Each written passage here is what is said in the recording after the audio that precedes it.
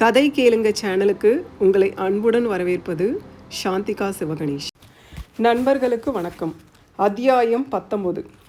அவன் அதற்கு பிறகு பேசவில்லை. செயலில் இறங்கினான். ஃப்ரிட்ஜை திறந்து அதிலிருந்து காய்கறிகளை எடுத்து சரசரவென வேகமாக வெட்டினான். கேஸ் ஸ்டவ்வை கொளுத்தினான். ஒரு குக்கரை வைத்து அதில் காய்கறியை போட்டு அவன் ஏதோ செய்வதை அவள் அரைகுறையாக பார்த்து கொண்டிருந்தாள். 10 நிமிடத்தில் நல்ல வாசனை வந்தது. அவள் அந்த வாசனையை அனுபவித்தபடி ஆர்வமாக கண்ணை திறந்தாள். அவள் முன்பு ஒரு தட்டில் மணக்க மணக்க வெஜிடபிள் பிரியாணி தயாராக இருந்தது. அவன் சாப்பிடு என்றான். அவள் அதனை ஆர்வமாக எடுத்து சாப்பிட்டாள். மிக சுவையாக இருந்தது. ஆரம்பித்தவள் அந்த தட்டு காலியான பிறகுதான் நிமிர்ந்து அவனை பார்த்தாள். அவன் அவளை பார்த்த விதத்தை பார்த்து அவளுக்கு புரையேறியது. அவன் தண்ணீர் டம்ளரை நீட்டினான். அவள் அதனை வாங்கி குடித்தாள். சாப்பிட்டு முடித்தவுடன் தான் அவளுக்கு கண்கள் தெளிவானது. தூங்க போகலாமா? இல்லை, இந்த நேரத்துலையும் வாக்கிங் போயிட்டு தான் தூங்குவியா? இல்லை, வாக்கிங் வேண்டாம், கொஞ்ச நேரம் பேசிட்டு தூங்கலாம். அவனும் அவள் பக்கத்தில் ஒரு நாற்காலியை இழுத்து போட்டுக்கொண்டு உட்கார்ந்தான். உங்களுக்கு சமையல் தெரியுமா? தெரியும். வெளிநாட்டில் படித்தப்போ நானே சமையல் பண்ணி சாப்பிட்டு பழக்கம். அதான் அவ்வளவு வேகமாக சமையல் பண்ணிங்களா? ஆமாம், நான் எப்போவுமே வேகமாக தான் சமைப்பேன். குட் ஜாப் என்றால் அவனை பாராட்டும் விதமாக. நீ ஏன் சாப்பிடலை? சாப்பிடாமல் உழைக்க வேண்டிய அவசியம் என்ன உனக்கு என்று சிறிது கோபம் கலந்த குரலில் கூறினான். சாப்பிடணும்னு நான் நினச்சிட்டு இருந்தேன். மதியானம் வேலை வந்துருச்சு. அப்புறம் டின்னர் டைமில் கொஞ்சம் கலாட்டா ஆயிடுச்சு இல்லை, அதனால் சாப்பாடு ஞாபகம் வரலை. நடு ராத்திரியில் பசி எடுத்தது. அதான் எழுந்து இங்கே ஏதாவது கிடைக்குதான்னு பார்க்க வந்தேன்.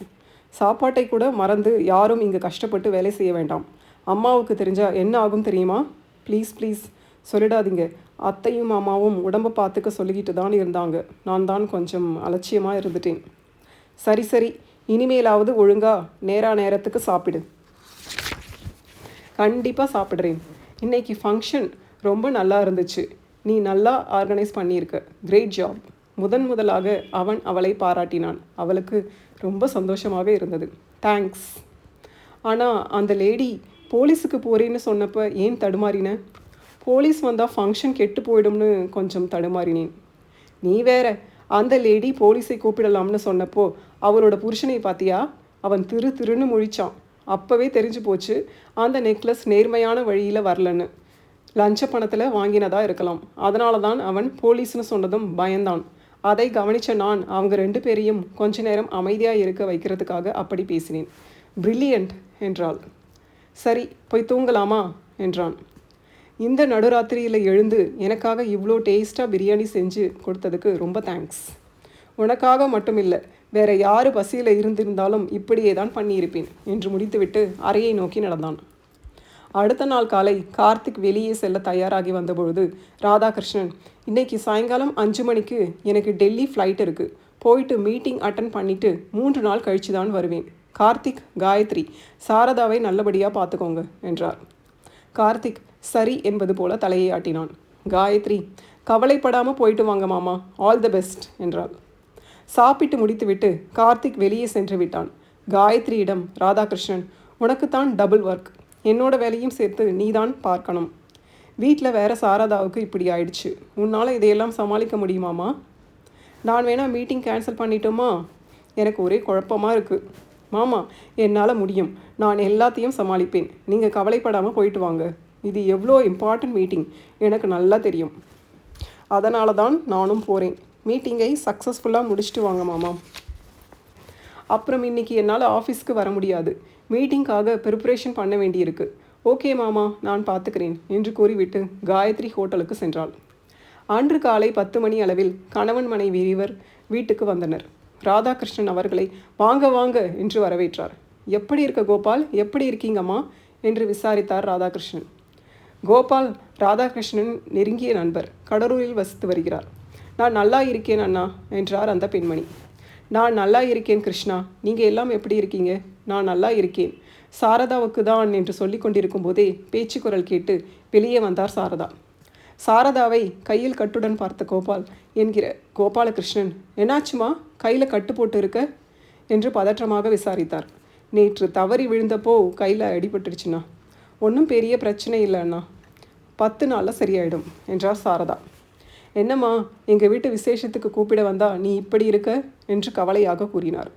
என்ன விசேஷம் கோபால் என்று ஆர்வமாக விசாரித்தார் ராதாகிருஷ்ணன். என்னோட பொண்ணுக்கு கல்யாணம் வச்சிருக்கேன், வர வெள்ளிக்கிழமை கல்யாணம். வர வெள்ளிக்கிழமையா என்று அவரை பார்த்தார் ராதாகிருஷ்ணன். லேட்டாக கூப்பிடுறேன்னு தப்பாக நினச்சிக்காத, மாப்பிள்ளை சொந்தம்தான், வெளிநாட்டில் வேலை கிடைச்சிருக்கு, சீக்கிரமே ஜாயின் பண்ணணும், அதான் கல்யாணத்தை முடித்து அனுப்பிவிடலாம்னு 2 வீட்டுக்காரர்களும் சேர்ந்து முடிவெடுத்து 15 நாளில் கல்யாணம் வச்சுருக்கோம். சில முக்கியமான வேலையெல்லாம் முடிச்சுட்டு இப்போ தான் பத்திரிக்கை வைக்கிற வேலையை ஆரம்பிச்சிருக்கேன். நெருக்கமாய் இருக்கிறவங்களை மட்டும்தான் கூப்பிடுறேன் என்று கைப்பையிலிருந்து பத்திரிகையை எடுத்து தாம்பூலத்தில் வைத்து அவரும் அவரது மனைவியும் சாரதாவுக்கும் ராதாகிருஷ்ணனுக்கும் பொதுவாக நீட்டினார்கள். அதனை வாங்கி கொண்டே ராதாகிருஷ்ணன், நான் இன்னைக்கு நைட் டெல்லிக்கு கிளம்ப வேண்டிய வேலை இருக்குது, ரொம்ப முக்கியமான வேலை, கண்டிப்பாக போயே ஆகணும், வர்றதுக்கு ஒரு 3 நாள் தான் ஆகும். சாரதாவும் இந்த நிலைமையில் அங்கே வர்றது அவங்க கைக்கு நல்லது இல்லை. என்னப்பா இப்படி சொல்கிற என்று வருத்தமாக கேட்டார் கோபால். நான் என்னோட சூழ்நிலையை சொன்னேன், தப்பாக எடுத்துக்காதே, இல்லைனா நாங்கள் தான் முதல்ல வந்து நிற்போம். நான் என்னோட பையனையும் மருமகளையும் அனுப்பி வைக்கிறேன். பொண்ணு மாப்பிள்ளை இன்னும் எவ்வளவு நாள் ஊரில் இருக்காங்க? கல்யாணம் முடிஞ்சு 1 வாரம் இருக்காங்க. அப்படியா? அப்போ சாரதாவுக்கு உடம்பு சரியான உடனே நாங்கள் 2 பேரும் அங்கே வந்து பார்க்கிறோம் என்றார் அவரை சமாதானப்படுத்தும் குரலில். அவரும், சரிப்பா, நீ சொல்கிறதும் சரிதான், அப்படியே செய் என்றார் சமாதானமாகி. அன்று கார்த்திக் மாலை 6 மணிக்கெல்லாம் வீட்டிற்கு வந்தான். வந்தவன் நேராக சாரதாவின் அறைக்கு சென்று அவர்களை பார்த்தான். அவர் அங்கு இல்லை. கலா அம்மாவிடம் விசாரித்து கொண்டு தோட்டத்திற்கு சென்றான். அங்கு அவர் நடந்து கொண்டிருந்தார். என்னம்மா, இப்போ எப்படி இருக்கு? வலி ஒன்றும் இல்லை, ரெஸ்ட் எடுக்க வேண்டியது தானே. காலையிலிருந்து சும்மா தான் இருந்தேன், இப்போ தான் கொஞ்ச நேரம் காற்று வாங்கி கொண்டே நடக்கலாம்னு வந்தேன். சரிம்மா என்று கூறிவிட்டு இருவரும் பேசிக்கொண்டே நடந்து கொண்டிருந்தனர். கார்த்திக் கொஞ்சம் கலகலவென பேசினான். சாரதாவை சிரிக்க வைத்தான். சரி, இப்போ உள்ளே போகலாம், சீக்கிரம் சாப்பிட்டு விட்டு மாத்திரை போடணும். கார்த்திக் சாரதாவுக்கு உணவை ஊட்டினான். சாப்பிட்டு முடித்தவுடன் மாத்திரை எடுத்து கொடுத்து அவரை சாப்பிட வைத்தான். மணி 7:30 ஆகியிருந்தது. வந்ததிலிருந்து காயத்ரி அவன் கண்ணில் படவே இல்லை. அவளாக அவனை தேடி வருவாள் என்று நினைத்தான். ஆனால் வரவில்லை. பொறுக்க முடியாமல் அவனை கேட்டுவிட்டான். காயத்ரி எங்கம்மா? இன்னும் வீட்டுக்கு வரலை. இன்னும் வரலையா? இவ்வளோ நேரம் ஆஃபீஸில் என்ன பண்ணிக்கிட்டு இருக்கா? என்னப்பா இப்படி கேட்டுட்ட? அவளுக்கு ஏகப்பட்ட வேலை இருக்குது. அப்பா அவளுக்கு நிறைய வேலை கொடுத்துட்டு போயிருக்கிறார். நைட்டு 9 மணி ஆனாலும் ஆகலாம். இந்த வீட்டில் நான் ஒருத்தன் இருக்கிறது எல்லாருக்கும் மறந்து போயிடுச்சா? என்கிட்ட சொல்லியிருக்கலாம் இல்லை? எதுக்கு தனியாக அவளே எல்லாத்தையும் செய்யணும்? வேற என்னடா பண்ணுறது? இந்த மாதிரி அப்பா வெளியூர் போகும்போது அவள் தானே எல்லாத்தையும் சமாளிக்கணும். நீயும் அமெரிக்கா போயிடுவ, இப்போவே ட்ரைனிங் எடுத்துக்கட்டும், அதுதான் நல்லது என்றார் சாரதா அவனை தாக்கும் விதமாக. கார்த்திக் அமைதியாக உட்கார்ந்தான். சரிடா, எனக்கு தூக்கமாக வருது, நான் போய் தூங்குறேன் என்று கூறிவிட்டு அவரது அறையை நோக்கி சென்றார். கார்த்திக் அவன் அறைக்கு சென்று செல்போனை எடுத்து காயத்ரிக்கு தொடர்பு கொண்டான். அவள் ஃபோனை எடுக்கவில்லை. ஃபோனை கூட எடுக்காமல் அப்படி என்ன வேலை என்று எரிச்சல் பட்டுக்கொண்டே ரிசப்ஷனுக்கு கால் செய்தான். ரிசப்ஷனிஸ்ட் ரேகா ஃபோனை எடுத்தாள். ஹலோ, நான் கார்த்திக் பேசுகிறேன், சொல்லுங்கள் சார் என்று பதட்டமான குரலில் கூறினாள். ரிசப்ஷனிஸ்ட் அந்த பதட்டத்தை அவள் குரலிலிருந்து புரிந்து கொண்டு, என்ன ப்ராப்ளம் ரேகா? ஆமாம் சார், இங்கே தங்கியிருந்த ஒருத்தருக்கு நெஞ்சு வலிக்குதுன்னு கால் வந்துச்சு. நான் காயத்ரி மேடம்க்கு கால் பண்ணி சொன்னேன். அவங்க என்ன டாக்டருக்கு கால் பண்ண சொல்லிட்டு அந்த ரூமுக்கு போயிருக்காங்க. அதான் என்ன நடக்கும்னு ஒரே டென்ஷனாக இருக்குது என்றார். அவர் பேச்சு மூச்சு இல்லாமல் கீழே விழுந்து கிடக்கிறார்.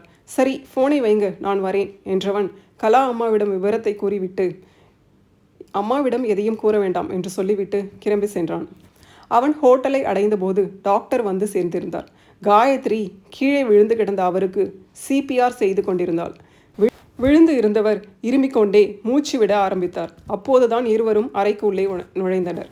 மருத்துவர் தன்னுடன் கூட்டி வந்து இருந்த 2 பேரை அழைத்து ஸ்ட்ரெச்சர் எடுத்துட்டு வாங்க என்று கூறி அவரை மெதுவாக தூக்கி அதில் போட்டுக்கொண்டு ஆம்புலன்ஸுக்கு சென்றனர். அவரின் மனைவி ஆம்புலன்ஸில் ஏறிக்கொண்டார். அவர்களை தன் காரில் பின்தொடர்ந்து காயத்ரியும் கார்த்திக்கும் சென்றனர். அவரை மருத்துவமனையில் சேர்த்து அவசர சிகிச்சை கொடுத்தனர். மருத்துவர்கள் காயத்ரி செய்ததை கேட்டு அவளை பாராட்டினர். நீங்கள் செஞ்ச சிபிஆர் தான் அவர் உயிரை காப்பாற்றியிருக்கு, கிரேட் ஜாப். அந்த நபரின் மனைவி காயத்ரிக்கு கைகூப்பி நன்றி கூறினார். நீ இன்னைக்கு உண்மையாகவே பெரிய விஷயம் பண்ணியிருக்க. ஒரு உயிரை காப்பாற்றியிருக்க. உனக்கு நான் ஏதாவது பண்ணணும் போல இருக்கு. என்ன வேணும் சொல்லு. என்னால் முடிஞ்ச எது வேணாலும் கேளு. எனக்கு உங்கள் கூட பப்புக்கு போகணும்னு ஆசை. நீங்கள் வர முடியுமா? நீ அங்கெல்லாம் போவியா? ஏன் போகக்கூடாதா? 1-2 தடவை பர்த்டே பார்ட்டி அட்டன் பண்ணியிருக்கேன். எல்லாம் ஒரு லிமிட்டில் இருந்தால் சரிதான். நான் எப்பவும் என்னோட லிமிட்டை தாண்டி போனது கிடையாது என்றாள் நிமிர்ந்து. தண்ணி கூட அடிப்பியா என்று அவளை பற்றி தெரிந்து கொள்ளும் ஆர்வத்தை அவன் கண்களில் காட்டி கேட்டான். அதனை அவன் கண்களில் பார்த்து புரிந்து கொண்டாள்.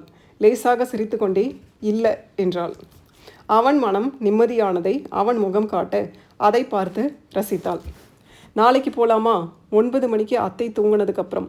சரி போகலாம் என்றான் கார்த்திக். அத்தியாயம் 20. அடுத்த நாள் காயத்ரி காலை 5 மணிக்கெல்லாம் எழுந்து தயாராகி 6 மணி அளவில் சாரதாவின் அறைக்கு சென்றாள். அப்போதுதான் சாரதா நடைப்பயிற்சியை முடித்துவிட்டு தோட்டத்திலிருந்து வந்து கொண்டிருந்தார். வாங்க அத்தை, ப்ரஷ் பண்ணலாம் என்று கூப்பிட்டாள். சாரதா, நான் இந்த கையாலேயே ப்ரஷ் பண்ணிட்டேன் என்று வலது கையை காட்டினார். எதுக்கு அத்தை கஷ்டப்படுறீங்க? என்னை கூப்பிட்டு இருக்கலாம் இல்லை? ஒன்றும் கஷ்டம் இல்லைம்மா. சரி வாங்க குளிக்கலாம் என்று அழைத்து சென்று அவர் குளிப்பதற்கு உடை அணிவதற்கு உதவினாள். அவருக்கு தலைவாரி பொட்டு வைத்து அவரை தயார் செய்து அழைத்து சென்று பூஜையை முடித்துவிட்டு அவரை நாற்காலியில் உட்கார வைத்துவிட்டு காலை உணவை எடுத்து வர சமையலறைக்கு சென்றாள். எல்லாவற்றையும் கார்த்திக் கவனித்து கொண்டிருந்தான். அவள் முகமலர்ச்சியுடன் தாய்க்கு செய்யும் பணிவிடைகளை கவனித்து கொண்டிருந்தான். கார்த்திக் மனதில் காயத்ரி மீதான மதிப்பு நாளுக்கு நாள் கூடிக்கொண்டே போனது. சாரதா, இன்னைக்கு பொங்கல் பண்ண சொல்லியிருக்கேன். ஒரு தட்டில் பொங்கல் கொஞ்சமாக வச்சு அதில் ஸ்பூன் போட்டு கொடுமா காயத்ரி என்றார். அவள் அப்படியே எடுத்து வந்தாள். அவர் அதனை சாப்பிட்டார். கார்த்திக், காயத்ரி அவருக்கு எதிரில் இருந்த நாற்காலில் அமர்ந்து சாப்பிட ஆரம்பித்தனர். சாப்பிட்டு கொண்டிருந்த சாரதாவுக்கு புறையேறியது. அப்போதுதான் தண்ணீர் எடுத்து வைக்கவில்லை என்பது ஞாபகம் வந்தது காயத்ரிக்கு. சாப்பாட்டை விட்டுவிட்டு தண்ணீர் எடுத்து வர அவசரமாக எழுந்தாள். இரு என்று அவளை நிறுத்திவிட்டு தன்னிடம் இருந்த தண்ணீரை எடுத்து கொடுத்தான் கார்த்திக். அவரும் அதை வாங்கி குடித்தார். கலாமா, தண்ணி எடுத்துட்டு வாங்க என்று சமையலறை நோக்கி கூற கலாமா தண்ணீர் எடுத்து வந்து கொடுத்தார். சாப்பிட்டு முடித்ததும் அத்தை, நான் போய் மாத்திரை எடுத்துட்டு வரேன் என்று சாரதாவிடம் கூறிவிட்டு திரும்பினாள். அப்போது கார்த்திக் மாத்திரை, தண்ணீர் இரண்டையும் சாரதா முன்பு நீட்டினான். எங்கள் அம்மாவுக்கு என்னையும் கொஞ்சம் வேலை செய்ய விடு என்று அவளை பார்த்து லேசாக சிரித்தபடி கூறினான். அவன் சொன்ன விதத்தை பார்த்து இவன் கோபமாக பேசுகிறானோ என்று சந்தேகித்து அவனை நிமிர்ந்து பார்த்தாள். அப்போது அவன் லேசாக சிரிப்பது தெரிந்தது. சாரதா, ஏண்டா இப்படி அவளுக்கு பயம் காட்டுற நீ? காலையில் இருந்து எனக்கு ரொம்ப வேலை செய்கிறாயாம். உன்னை அவன் பாராட்டுகிறான். அதை நேரடியாக அவகிட்ட சொல்கிறதுக்கு என்ன என்று மகனின் மீது சிறிது கோபம் காட்டி கூறினார் சாரதா. மகன் நீட்டிய மாத்திரையையும் தண்ணீரையும் வாங்கி அருந்தினார். அப்புறம் ஒரு முக்கியமான விஷயம். வெள்ளிக்கிழமை அப்பாவோட ஃப்ரெண்ட் கோபால் அண்ணாவின் வீட்டில் விசேஷம் இருக்குது. நீங்கள் 2 பேரும் போயிட்டு வாங்க. என்ன விசேஷம் அம்மா? வெள்ளிக்கிழமை அவங்க பொண்ணுக்கு கல்யாணம், ஞாயிற்றுக்கிழமை ரிசப்ஷன்.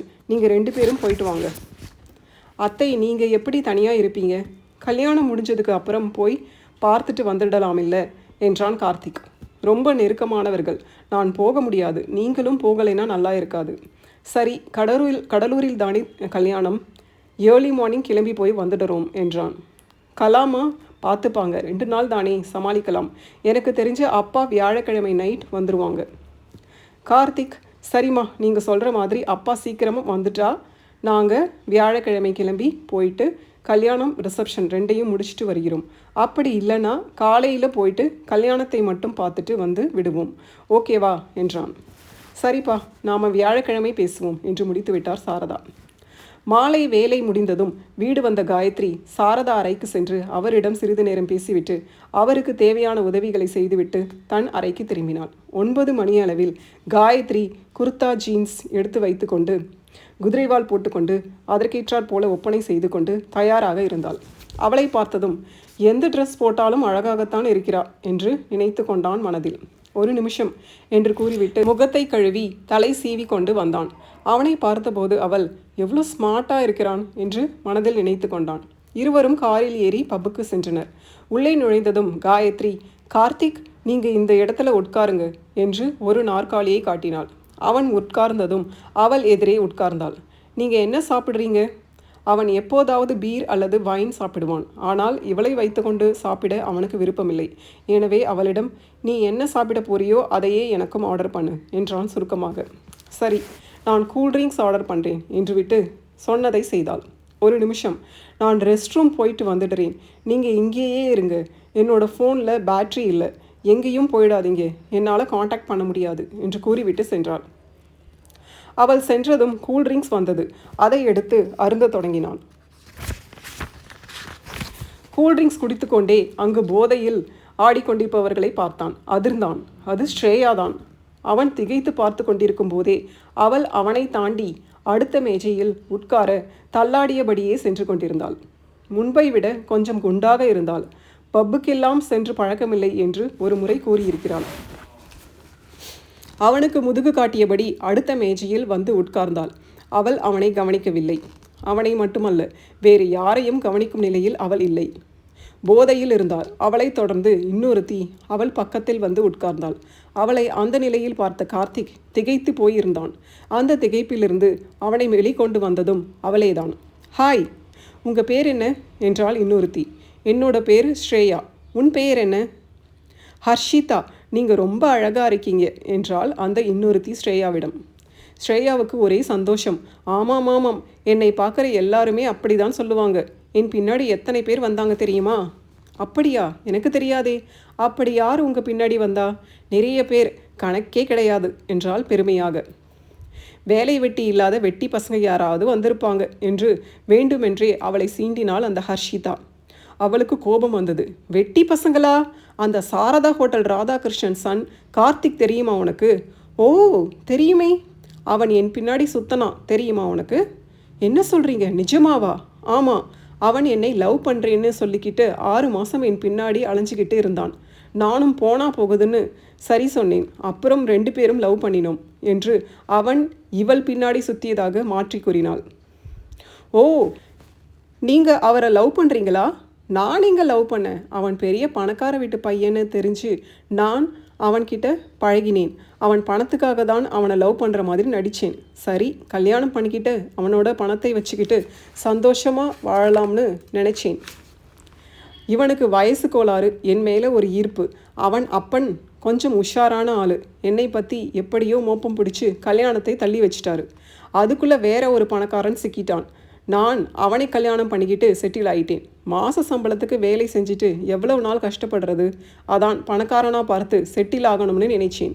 இந்த கார்த்திகை கழட்டி விடுவதற்கு எவ்வளவு கஷ்டப்பட்டேன் தெரியுமா? அழுது பெரிய ட்ராமா பண்ணி அவங்க அப்பா மேலே பழிய போட்டு எப்படியோ அவன் என்னை தப்பாக நினைக்காத மாதிரி நடித்தேன். அப்போது நீங்கள் அவரை லவ் பண்ணலையா? இல்லை.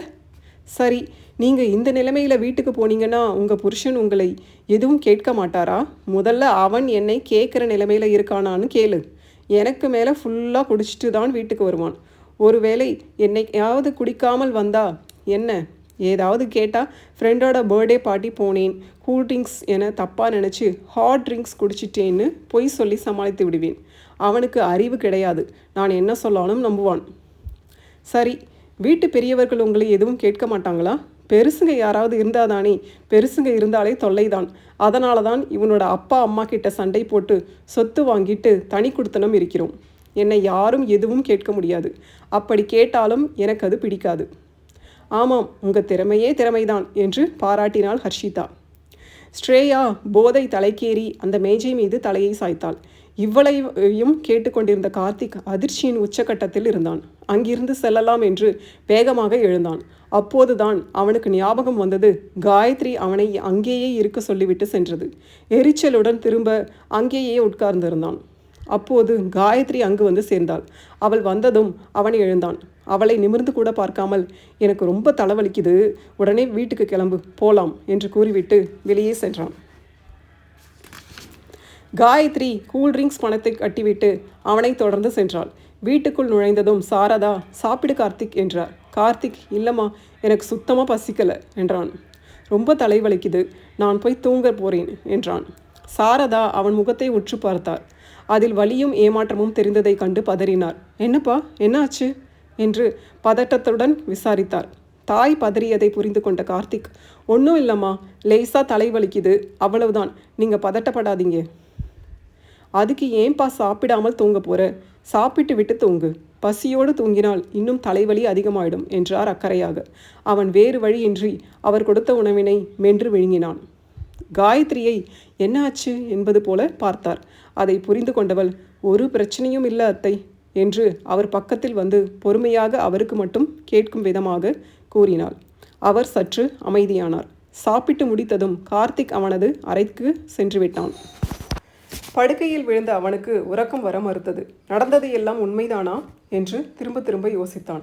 நான் எவ்வளவு பெரிய முட்டாளாக இருந்திருக்கிறேன் என்று நினைத்து கொண்டான். அப்பா சொன்னது சரிதான். அவளுடைய நடிப்பை கண்டுபிடிக்கும் அனுபவ முதிர்ச்சி இல்லாமல் அவளை நம்பியிருக்கிறேன். நல்ல வேளையாக அப்பா அவளை புரிந்து கொண்டு இந்த திருமணத்தை தள்ளி வைத்து நல்ல முடிவை எடுத்திருக்கிறார். அவர் மீது இருந்த கோபம் பறந்து போய் பழைய பாசம் வந்தது. அவரிடம் மன்னிப்பு கேட்க வேண்டும் என்று நினைத்தான். மேலும் அவர் மீது இருந்த கோபத்தினால்தான் அவன் அமெரிக்கா போக வேண்டும் என்று நினைத்திருந்ததால் அப்போது அமெரிக்கா போகலாமா வேண்டாமா என்று யோசித்தான். தந்தையிடம் மன்னிப்பு கேட்டால் ஸ்ரேயாவை பற்றிய உண்மை தனக்கு தெரிந்ததை சொல்ல வேண்டியிருக்கும். அப்படி சொன்னால் இப்போதுதான் ஸ்ரேயா உன் மனதில் இல்லை என்று ஆகிவிட்டதே. அமெரிக்கா செல்வதை விட்டுவிட்டு காயத்ரியை ஏற்றுக்கொள் என்று பெற்றோர்கள் கூற வாய்ப்பு உள்ளது. அப்படி என்றால் பெற்றோர்கள் தேர்ந்தெடுத்த காயத்ரி உண்மையாகவே இந்த குடும்பத்திற்கு ஏற்றவள் தானா? பணத்துக்காக தானே அவள் என்னை திருமணம் செய்து கொண்டது. அவளுக்கு கொஞ்சம் பணத்தாசை இருக்கிறது தான். அந்த ஒரு குணத்தை தவிர வேறு எந்த விதத்திலும் அவளிடம் எந்த குறையும் கண்டுபிடிக்க முடியாது.